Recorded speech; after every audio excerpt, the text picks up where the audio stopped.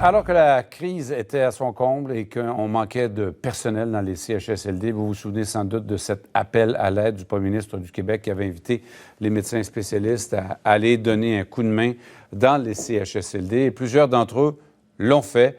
Parmi eux, la docteure Catherine Audet. Elle est pédiatre. Et donc, elle dépanne les soirs dans un CHSLD depuis quelques semaines. Elle a écrit une lettre à la santé publique, justement, pour dénoncer la façon dont les choses se passent. Elle est avec nous, justement, pour en parler. Docteur Audet, bonjour et merci d'être là. Bonjour, merci, M. Jean. Alors, vous, madame, docteur Audet, vous êtes donc pédiatre. Votre travail, c'est une spécialité très pointue, très exigeante. Vous travaillez avec les enfants. C'est les enfants que vous avez l'habitude de soigner. Vous avez laissé tout ça de côté. Et vous êtes retrouvé dans un CHSLD. Racontez-moi comment ça s'est passé pour vous d'abord et comment vous avez découvert cet univers-là. En fait, moi, j'ai été très heureuse d'aller porter main forte là, dans le CHSLD quand on me l'a demandé. Même si je suis pédiatre, j'ai pas laissé ma pratique de côté. Là, je l'ai faite en ajout là, parce que j'avais des patients qui avaient besoin de suivi. D'entrée de jeu, ce que je veux rapporter, c'est l'équipe sur le terrain là-bas que j'ai pu côtoyer. Autant les préposés, les infirmières, toute l'équipe sur le terrain qui tiennent le fort là-bas.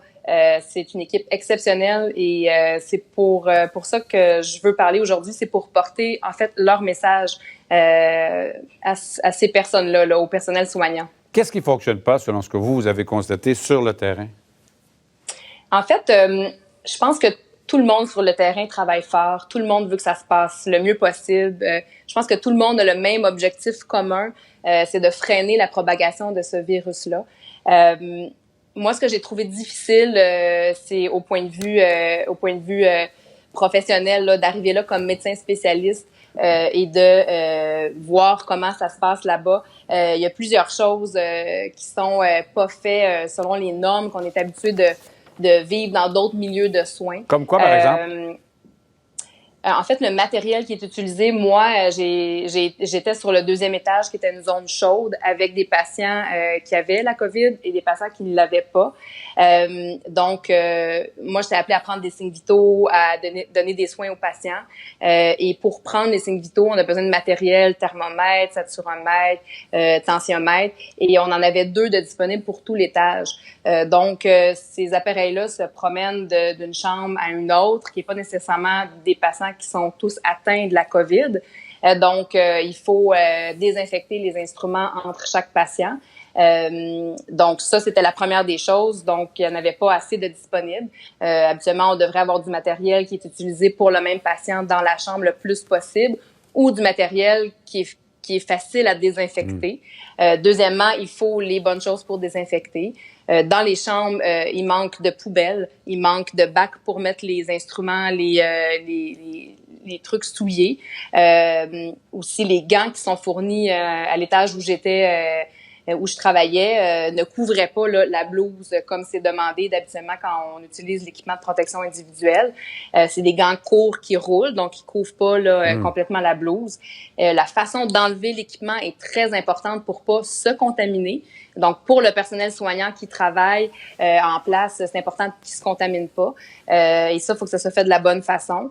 Au niveau de l'organisation des soins, au niveau de la communication, c'est-à-dire que à tous les jours, il faut s'assurer que les gens qui viennent travailler là-bas, il y a beaucoup de roulement de personnel, il faut s'assurer que les gens connaissent la façon de faire le mieux possible. Et ça, il y a beaucoup de choses qui n'étaient pas respectées et je tiens à repréciser que ce n'est pas les professionnels qui sont sur place, ce n'est pas les préposés, ce n'est pas les infirmières qui ont, c'est un manque de volonté, c'est vraiment un manque de matériel et c'est un manque de structure, d'organisation.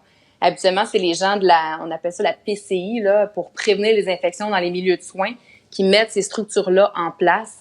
Et ce que j'ai vu, moi, en CHSLD, dans celui que j'étais attitrée, ça n'était pas en place. Donc, ce que vous me dites, Dr. Audet, c'est que dans l'organisation du travail et de la prévision donc, du matériel qu'il fallait, il y avait clairement des problèmes parce que on peut comprendre qu'on manque de masques, on peut comprendre qu'on manque de gants à la rigueur quand il y a une pandémie mondiale et que tout le monde sur la planète cherche à en avoir.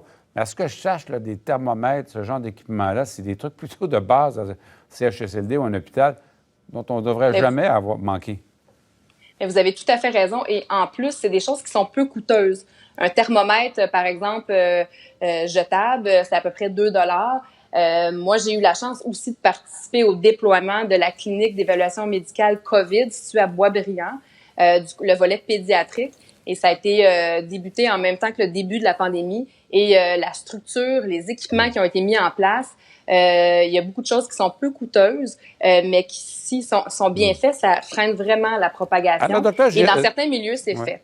Docteur Audet, là, si je vous comprends, appelons un chat. Les gens sont là, ils sont dévoués. Les gens veulent travailler, puis ils sont courageux. Mais comme je dis, appelons un chat, c'est mal géré. Bien, je ne peux pas m'embarquer dans la gestion parce que c'est pas une partie que je connais. Non, mais la gestion de l'équipement, du matériel, des choses qui devraient être là, la planification, vous notez des failles importantes, là. Tout à fait. Puis moi, je suis médecin spécialiste et ces failles-là, je les ai vues rapidement.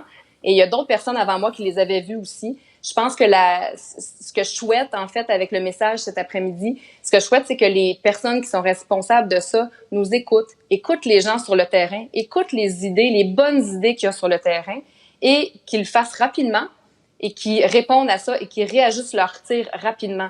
On est dans un contexte de pandémie, il faut réagir rapidement, il faut le faire bien. Et je pense qu'il y en a des idées sur le terrain et il faut écouter les gens qui sont sur le terrain et qui savent exactement ce qui a besoin d'être fait puis où sont les lacunes, mais il faut le faire puis il faut le faire rapidement. Docteur Audet, dernière chose, je vous écoute là. Vous nous parlez, vous êtes un médecin pédiatre, vous êtes un médecin spécialiste, vous êtes là pour aider. Vous avez la capacité, la liberté de parler. Ils ne vont pas vous enlever votre travail de médecin pédiatre parce que vous travaillez. Moi, sur le terrain, j'ai parlé avec plusieurs préposés, infirmières, en faisant des reportages dans des CHSLD, dans les hôpitaux. Et une chose, les gens ne veulent pas parler à la caméra. On a l'impression qu'on interviewe les gens de la mafia. Tout le monde a des visages cachés. Pourtant, ce sont des travailleurs de préposés. Ça montre une chose, c'est que les gens ont peur. Est-ce que, justement, un des problèmes, c'est ce que vous constatez, c'est que vous, on va vous écouter peut-être parce que vous êtes pédiatre, mais les hommes et les femmes, surtout, qui sont sur le terrain, on ne les écoute pas, eux. Tout à fait. Vous avez tout à fait raison. Et ça, c'est une chose qui m'a fait beaucoup de peine, qui m'a attristée parce que quand j'ai, dans mes derniers quarts de travail, les gens avec qui j'ai travaillé, les infirmières, les préposés, m'ont donné plein d'idées. J'ai rassemblé leurs idées et je leur ai dit, je vais mettre ça dans une lettre que je vais adresser à la bonne personne pour tenter que les choses changent. Et elles ont tout de suite eu peur que je nomme leur nom. Elles voulaient pas que je nomme leur nom par crainte pour leur emploi. Et ça, j'ai trouvé ça extrêmement triste parce que c'est des personnes qui travaillent très fort, c'est des personnes qui travaillent dans l'ombre et qui donnent tout là, pour que ça aille mieux et qui continuent d'y croire et qui demandent à une pédiatre qui est pas du tout du milieu d'aller un petit peu plus loin pour faire changer les choses. Je trouve ça un petit peu triste là, que ça peut pas être fait d'une autre façon. Là. Parce que vous, comme je disais tantôt, ils ne peuvent pas vous mettre dehors, tandis que le préposé peut. C'est peut-être là, justement, que vous mettez le doigt sur un des problèmes dans la gestion de ces établissements. La docteure Catherine Audet est pédiatre. Elle dépanne les soirs en CHSLD depuis quelques semaines. Elle fait ça en plus de son travail. Elle se fait la porte-voix, donc, de ses camarades qui, sur le terrain, aujourd'hui, mènent cette bataille contre la COVID-19, alors qu'on a beaucoup de nos compatriotes qui sont malades encore et qui meurent. Merci beaucoup, docteur, et bonne chance, là. Hein? Merci à vous. Bon après-midi.